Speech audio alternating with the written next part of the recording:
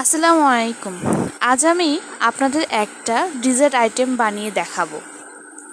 দেখতেই পাচ্ছেন আমি এখানে আমার পছন্দ অনুযায়ী নানা ধরনের ফল নিয়েছি। আপনারা আপনাদের পছন্দ অনুযায়ী যে কোনো ধরনের ফল নিতে পারেন। তবে হ্যাঁ, আমি এখানে আপনাদের একটা টিপস বলি, অবশ্যই আনার আর কলা নেবেন কিন্তু। এতে কিন্তু টেস্ট দ্বিগুণ হয়। আর আনার নিলে সৌন্দর্যটাও দ্বিগুণ হয়ে যায়। এখানে দেখেন আমি সাবুদানা ধুয়ে পানি দিয়ে বেশ কিছুক্ষণ জাল করে নিয়েছি। দেখতেই পাচ্ছেন সাবুদানার কিন্তু কোনো কালার নাই, অর্থাৎ পানি কালার। এই সময় আমি ঠান্ডা পানি দিয়ে ভালোভাবে ধুয়ে নিয়ে পানি ঝেড়ে নিয়েছি। এখন এই রকম লাগবে দেখতে, আপনারাও সেটা করবেন। এর পরবর্তীতে একটি পাত্রে আমার প্রয়োজন মতো দুধ আমি নিয়েছি। আপনারা চাইলে বেশি দুধ নিতে পারেন, চাইলে কম দুধ নিতে পারেন, কিন্তু অবশ্যই 1 লিটার দুধ নিলে ভালো হয়। এখানে আমি 1 লিটার দুধ নিয়েছি, তার মধ্যে আমি গুঁড়া দুধ দিচ্ছি। গুঁড়া দুধ যত দিবেন তত টেস্ট হয়। আর ঘন করার জন্য আমি প্রয়োজন মতো একটু কর্নফ্লাওয়ার দিয়ে নিচ্ছি।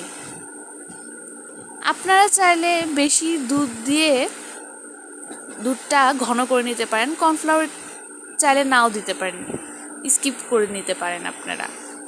এখন আমি প্রয়োজন মতো মিষ্টি দিয়ে নিচ্ছি, অর্থাৎ চিনি। আপনারা চাইলে এখানে কনডেন্স মিল্কও দিতে পারেন। এখন আমি এটা ভালোভাবে জাল দিয়ে নিয়ে নেব, জাল দিয়ে ঘন করে নিব। আপনাদের চোখের আন্দাজ অনুযায়ী ঘন করে নেবেন। দেখতেই পাচ্ছেন আমার জাল দেওয়া হয়ে গিয়েছে, আমি কি রকম ঘন করে নিয়েছি। এখন এটা ঠান্ডা করে নিয়ে যে পাত্রে আমরা এই ফ্রুটগুলো মিশাবো সেই পাত্রে ঢেলে নিচ্ছি। এখন এর মধ্যে আমি দিয়ে দিব হচ্ছে সাবুদানাগুলো, অর্থাৎ রান্না করা সাবুদানাগুলো। দেখতেই পাচ্ছেন সেটা। সাবুদানা দেওয়ার পর আমি ভালোভাবে সেগুলো মিক্সড করে নিব। এখানে আপনারা অবশ্যই একটু টেস্ট করে দেখবেন আপনাদের মিষ্টি ঠিক আছে কি না। মিষ্টি ঠিক না থাকলে আপনারা চাইলে এর মধ্যে আরও চিনি অ্যাড করে দিতে পারেন। এখন দেখেন আমি কীভাবে ফলমূলগুলো কেটে নিয়েছি। আপনারা আপনাদের ইচ্ছা অনুযায়ী ফলগুলো কেটে নেবেন। এখানে আমি খেজুরও অ্যাড করেছি। তখন ফার্স্টে যখন ছিল তখন কিন্তু আমি খেজুরটা দেখাইনি, ভুলে গেছিলাম আসলে, এই জন্য আর কি। যাই হোক, এখন তো দেখে নিলাম। এখন আমি এই ফলগুলো এর ভেতরে অ্যাড করে দিচ্ছি।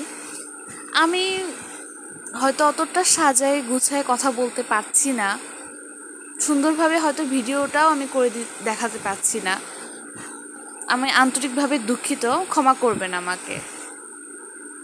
আমি সব ফলমূলগুলো একসঙ্গে ঢেলে দিয়ে এখন মিক্সড করে নিচ্ছি। বাস হয়ে গেল, রেডি টু ইট। খুবই ইজি আর খুব অল্প সময়ে আপনার এটা রেডি হয়ে যায়। হঠাৎ করে যদি কেউ গেস্ট আসে, আপনারা খুব সহজে এটা বানিয়ে পরিবেশন করতে পারেন। দেখেন দেখতে খুব আকর্ষণীয় লাগছে না? আর হ্যাঁ, এটাকে এখন আমি নর্মাল ফ্রিজে ঠান্ডা করে রেখে দিব। এটা কিন্তু ঠান্ডা খেতেই ভালো লাগে। আমি এখন সার্ভিং বলে, অর্থাৎ আমি একটা গ্লাস নিয়েছি, বোল না, এর মধ্যে আমার প্রয়োজন মাফিক বরফ দিয়ে এর মধ্যে সার্ভ করব আমি। দেখতেই পাচ্ছেন অনেক টেস্টি হয়। আপনারা অবশ্যই ট্রাই করবেন। ভালো থাকবেন সবাই। আসসালামু আলাইকুম।